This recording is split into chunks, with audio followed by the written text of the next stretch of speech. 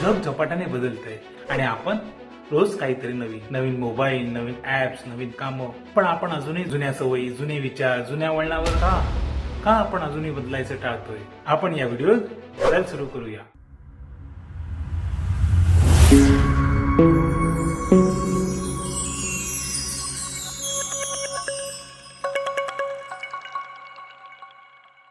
मनातला बदल, खरी क्रांती. पूर्वी वाटायचं एक नोकरी मिळाली की झालं, सगळं सेट. पण आता काही कायमचं नाही. दुनिया बदलते, नवीन गोष्टी, नवीन स्किल्स, सतत शिकत राहावं लागतं, बदलत जावं लागतं. दादरचे श्री जोशी 30 वर्ष रेल्वेत नोकरी केली, पण त्यांचा मुलगा मात्र लहान स्टार्टअप सुरू करतो, ऍप तयार करतो आणि आता त्याची 20 लोकांची टीम आहे. जुन्या पद्धतींवर विसंबून राहिलो तर मागे पडून जाऊ. बदल स्वीकारा. बदल स्वीकारला की संधी दिसतात. तंत्रज्ञानाची भीती का वाटते? एआय, मोबाईल ऍप्स, ऑनलाईन कामं या सगळ्या गोष्टी तुमच्या विरोधात नाहीत, त्या तुमच्या हातातील साधनं आहेत. 55 वर्षाच्या वैशालीताईंनी लॉकडाऊन मध्ये फूड ब्लॉग सुरू केला. त्यांनी युट्यूबवर रेसिपी व्हिडिओ टाकायला सुरुवात केली. आज त्यांच्याकडे 2 लाख फॉलोअर्स आहेत. शिकणं म्हणजे तंत्रज्ञानाशी मैत्री करायची, ही एक संधी आहे. अपयश आलं तर प्रत्येक प्रयत्न यशस्वी होतोच असं नाही, पण अपयश म्हणजे थांबावं असा संकेतही नाही. एलिफंटा बेटाजवळील कलाकार पहिलं आर्ट प्रदर्शन फसलं तेव्हा त्याने काम थांबवलं नाही. दुसऱ्यांदा त्याने सोशल मीडियावर काम दाखवलं आणि आज त्याचे आर्ट US पर्यंत पोहोचलेत. प्रयत्न थांबवला की सगळं थांबतं. पुन्हा उभं राहिलं की संधी दुपटीने येतात. समाज काय म्हणेल या विचारातून मोकळे व्हा. आपल्या निर्णयामागे अनेकदा भीती असते, लोक काय म्हणतील.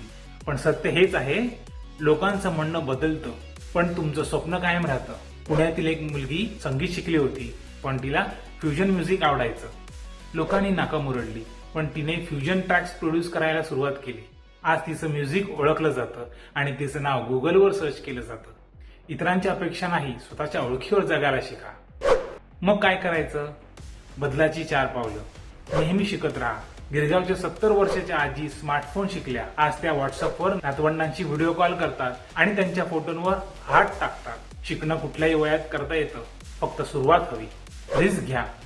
धारावीतील एक युवक पारंपरिक दुकान सोडलं आणि ई-कॉमर्स सुरू केलं. कम्प्युटर शिकला, फोटोज काढायला शिकला आणि आता 500 ऑर्डर्स महिन्याला मिळतात. रिस्क घेतल्याशिवाय काही नवीन मिळत नाही. भीतीवर मात केली की यश मिळतंच. तंत्रज्ञानाची मैत्री करा. 58 वर्षाचे काका UPI शिकले. आता भाजी खरेदी करतानाही ते मोबाईलने पैसे देतात. QR स्कॅन करणं, गुगल मॅप्स वापरणं, ऑनलाईन बँकिंग हे सगळं आजचं नॉर्मल झालंय.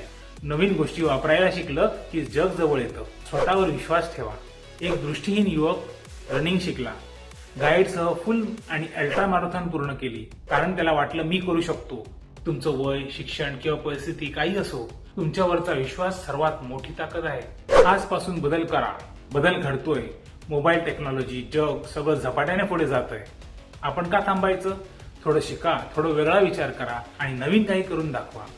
हा व्हिडिओ कुणासोबत शेअर करा. या अजूनही म्हणतात आपल्याकडून होणार नाही. तुम्ही काय शिकणार आहात आजपासून? कमेंटमध्ये नक्की सांगा. पुन्हा भेटूच. तोपर्यंत शिका, ग्रो व्हा आणि इतरांनाही ग्रो करा. जय महाराष्ट्र.